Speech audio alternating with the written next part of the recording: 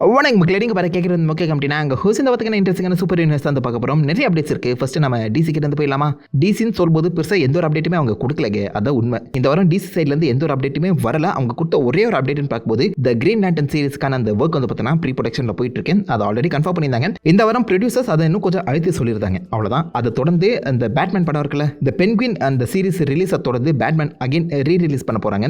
World வைடாக இல்லை, just selected தேட்டர்ஸில் மட்டும் August 28 வந்து பார்த்தீங்கன்னா அந்த பேட்மேன் படம் ரிலீஸ் ஆக போகுது. யாராவது ஃபர்ஸ்ட் டைம் இந்த பேட்மேன் படத்தை மிஸ் பண்ணியிருந்தீங்கன்னா மறக்காம ஒரு தியேட்டர் எக்ஸ்பீரியன்ஸ் செக் பண்ணி பாருங்க. அவ்வளோதாங்க. டிசி அப்டேட்ஸ் பெருசாக ஒன்றுமே கொடுக்கல. அப்படியே நம்ம மார்வல் கிட்ட போயிடலாம். இந்த வாரத்தில் D23 ஈவென்ட் நடந்துச்சு. டிஸ்னி அவங்களுக்கான ஸ்பெஷல் ஈவெண்ட்டை கண்டக்ட் பண்ணி மார்வல் பிக்சர் டிஸ்னி அப்டேட்ஸ்னு சொல்லி ஏகப்பட்டதாக போட்டு தாக்கிட்டாங்க. அது எல்லாத்தையுமே தனியாக ஒரு வீடியோவில் கவர் பண்ணியிருக்கேன், செக் பண்ணி பாருங்க. மேஜர் மூவி அப்டேட்ஸ் எல்லாமே அந்த D23 வீடியோவில் இருக்கு. அதை தொடர்ந்து மார்வல் இந்த வாரம் அகைன் அவங்களுடைய பேக் டு ஃபார்முக்கு வந்துட்டாங்கன்னு சொல்லலாம். டெட்பூல் அண்ட் வுல்வரின் படம் ஃபைனலி 1 பில்லியன் அடிச்சிருச்சு. ரொம்ப நாள் கழிச்சு, ஆல்மோஸ்ட் லைக் ஒரு 4-5 படம் கழிச்சு இப்போதைக்கு திரும்ப 1 பில்லியன் மார்க் வந்து பார்த்தீங்கன்னா மார்வல் தொடுறாங்க.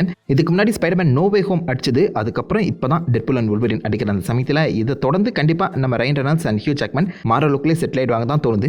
அதுவும் ஹியூ ஜாக்மன் டில் ஹிஸ் 90 அவரை விடவே மாட்டாங்க.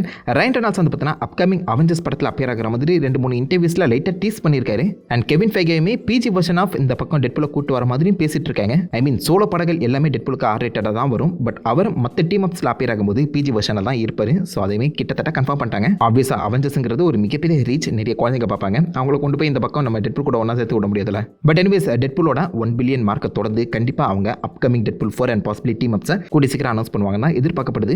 அவெஞ்சர்ஸ் படத்தில் கண்டிப்பாக டெட்பூல் இருக்க போறாரு, எழுதி வச்சுக்கோங்க. மார்வல் D23 ஈவெண்ட்ல நிறைய ட்ரெய்லர்ஸ் காமிச்சிருந்தாங்க. முக்கியமாக Daredevil trailer and Ironheart, இந்த 2 ட்ரெய்லருமே இப்போதைக்கு ஆன்லைனில் சுற்றிட்டு இருக்கேன். அஃபிஷியல் ரிலீஸ் பண்ணலனாலும் அது லீக்டாக இப்போதைக்கு ஆன்லைனில் சுற்றிட்டு இருக்கு. ஜஸ்ட் அயன் ஹார்ட் ட்ரெய்லர் மட்டும் டைப் பண்ணி பாருங்க, உங்களுக்கு கிடைக்கும். கூடி சீக்கிரம் அந்த ட்ரெய்லருக்கான லீக்டு ட்ரெய்லர் பிரேக் டவுன் நம்ம சேனல்லே வரும், மறக்காம சப்ஸ்கிரைப் பண்ணிக்கோங்க.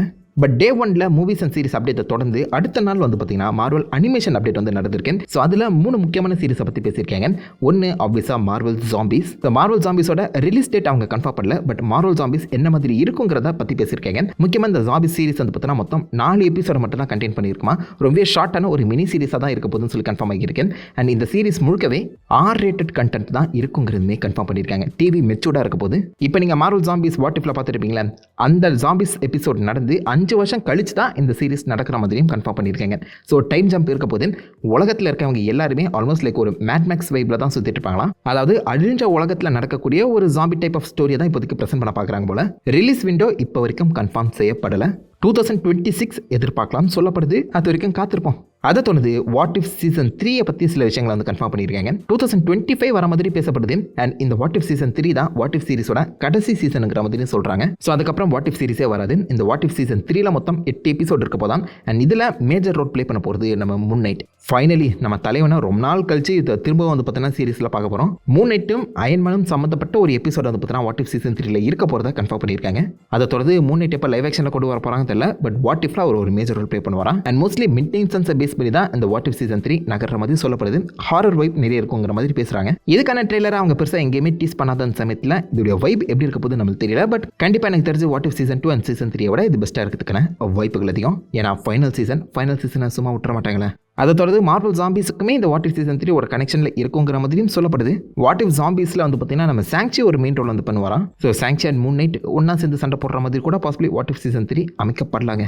எனக்கு தெரிஞ்சு மார்வல் ஜாம்பிஸ் வந்து அப்புறம் தான் பாசிபிளி வாட் இஃப் சீசன் 3 வரும் மாதிரி தோணுது. பார்க்கலாம் அது என்ன மாதிரி ஹேண்டில் பண்ண போகிறாங்கன்னு. பட் வாட் இஃப் சீசன் 3 தான் ஃபைனல் சீசன் கன்ஃபார்ம் ஆயிடுச்சு. அதை தொடர்ந்து எ ஃப்ரெண்ட்லி நெய்பர்ஹுட் ஸ்பைடர்மேன். ஸோ அதுக்கான சின்ன அப்டேட் வந்து பார்த்தீங்கன்னா கொடுத்துருக்காங்க. இந்த சீரிஸில் நம்ம ஸ்பைடர்மேனுக்கு டாம் ஹாலண்ட் வாய்ஸ் ஓவர் கொடுக்க போகிறதில்ல. இது கம்ப்ளீட்லி லைக் ஒரு செப்பரேட் யூனிவர்ஸில் நடக்கிற ஒரு ஸ்பைடர்மேன் ஸ்டோரிங்கிற தான் ப்ரெசென்ட் பண்ண போகிறாங்களாம். இதுக்கும் எம்சிக்கும் பெருசாக சம்மந்தம் இல்லாமல் எம்சியில் வர கேரக்டர்ஸ் இல்லாத ஒரு வித்தியாசமான கதையை தான் ப்ரெசென்ட் பண்ண போகிற மாதிரி சொல்கிறாங்க. நம்ம நார்மன் ஆஸ்பார்ன் தான் இந்த சீரிஸில் ஆக்சுவலாக நம்ம அயன்மேன் ரோல் வந்து ப்ளே பண்ண போகிறாராம். லைக் அயன்மேனாக வர போகிறதுல ஸ்பைடர்மேன் ஹோம் கமிங்கில் எப்படி அயன்மேன் நம்ம ஸ்பைடர்மேனுக்கு ஒரு சப்போர்ட்டிவ் ரோல் வந்தாரோ அந்த ஈக்குவலான ஒரு ரோல் நம்ம நார்மன் ஆஸ்பார்ன் ப்ளே பண்ண போகிறாங்க. And different variety of Spider Man சூட்டையுமே இந்த சீரிஸில் நீங்கள் பார்க்குறதா சொல்லப்படுது.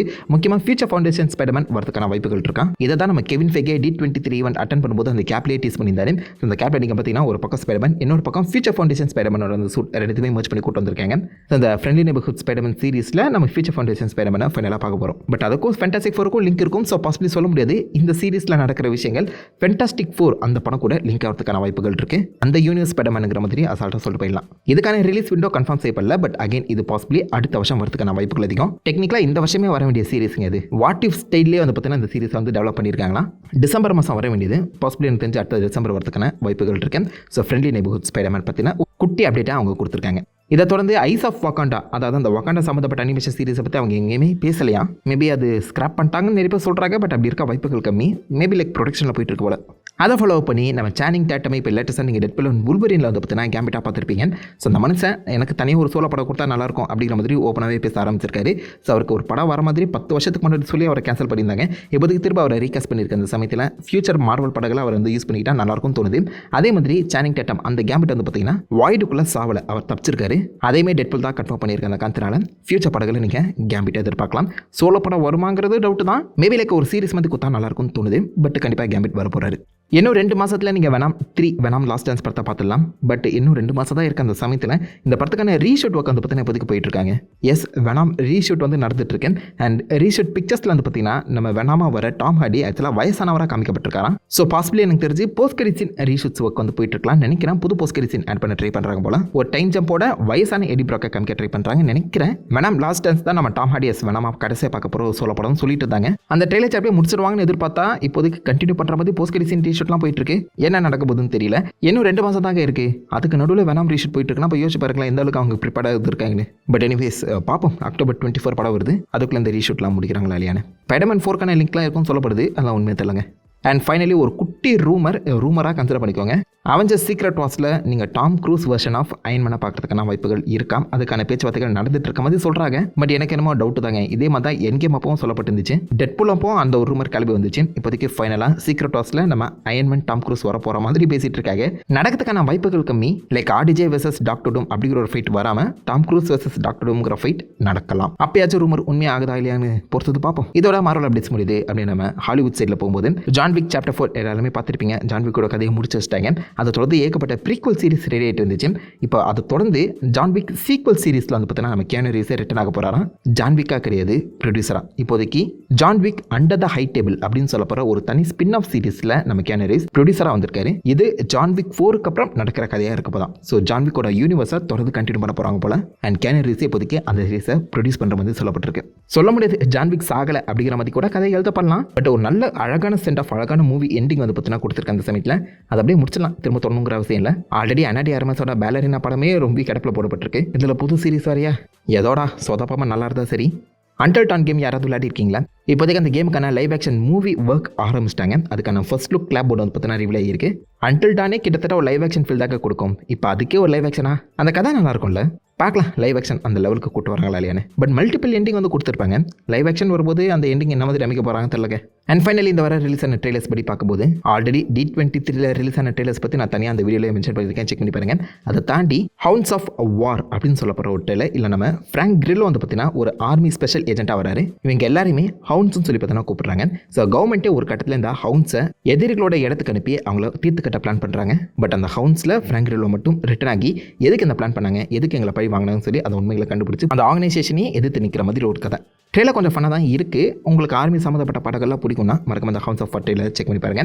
அண்ட் இதோட இந்த வதக்கான எல்லா சூப்பர் நியூஸ் முடியுது. ஆல்மோஸ்ட் எல்லாத்தையுமே கவர் பண்ணிட்டேன்னு நினைக்கிறேன். ஏதாவது இன்ட்ரெஸ்டிங்கான அப்படியே டீட்டெயில்ஸ் வந்து மிஸ் பண்ணி தரோ தப்பா சொல்லி தரோ அதை மறக்காம வைக்கல. காம்பனிங்க எல்லாருமே தெரிஞ்சுக்கிட்டோம். நான் உங்களை தான் நல்ல ஒரு ஆசமான வீடியோ மீட் பண்ணுறேன். வந்திருக்கும். Have fun guys. வட்ட